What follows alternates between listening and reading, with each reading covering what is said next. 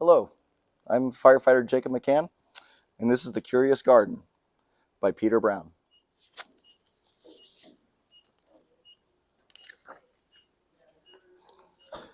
There once was a city without gardens or trees or greenery of any kind. Most people spent their time indoors. As you can imagine, it was a very dreary place.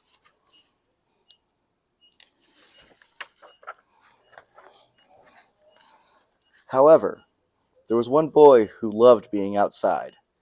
Even on drizzly days, while everyone else stayed inside, you could always find Liam happily splashing through his neighborhood.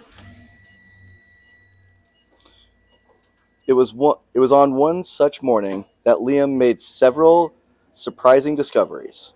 He was wandering around the old railway, as he did from time to time, when he stumbled upon a dark stairwell leading up to the tracks.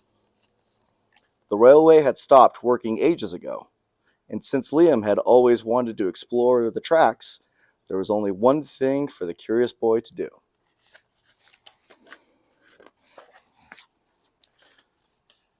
Liam ran up the stairs, pushed open the door, and stepped out onto the railway.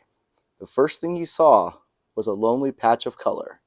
Wildflowers and plants were the last things he'd expect to find up there.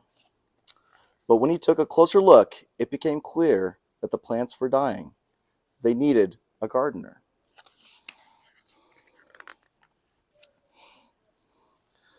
Liam may not have been a gardener, but he knew that he could help. So he returned to the railway the very next day, and he got to work.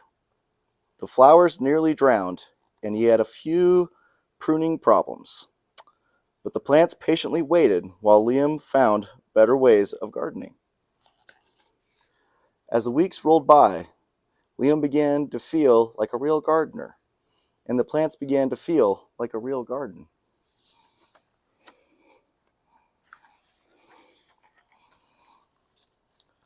Most gardens stay in one place, but this was no ordinary garden.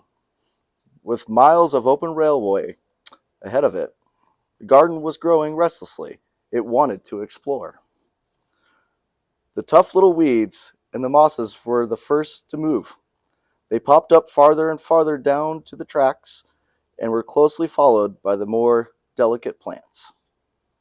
Over the next few months, Liam and the Curious Garden explored every corner of the railway.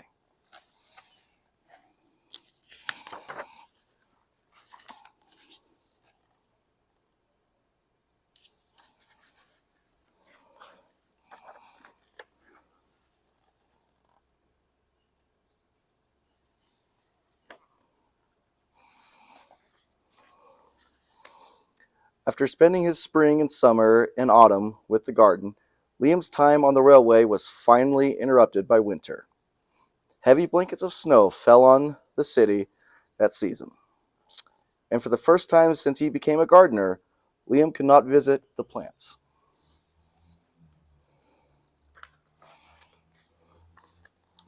Rather than waste his winter worrying about the garden, Liam spent it preparing for spring. After 3 cold months, the snow finally began to melt.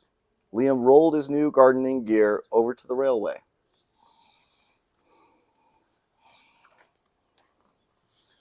Winter had taken its toll on the garden, but thanks to Liam planning, his handy new tools, and a little help from the sun, the plants soon awoke from their winter sleep.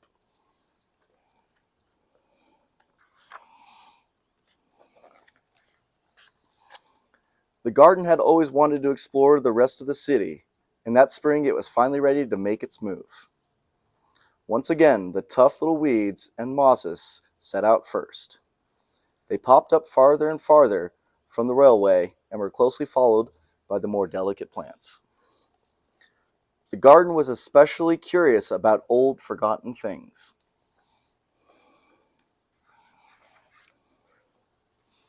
A few plants popped up where they didn't belong. Others mysteriously popped up all at once.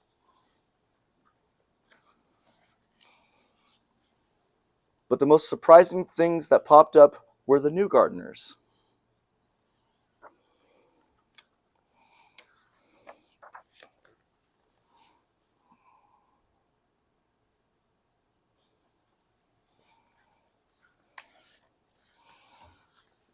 Many years later, the entire city had blossomed, but all of the new gardens, Liam's favorite, was where it all began.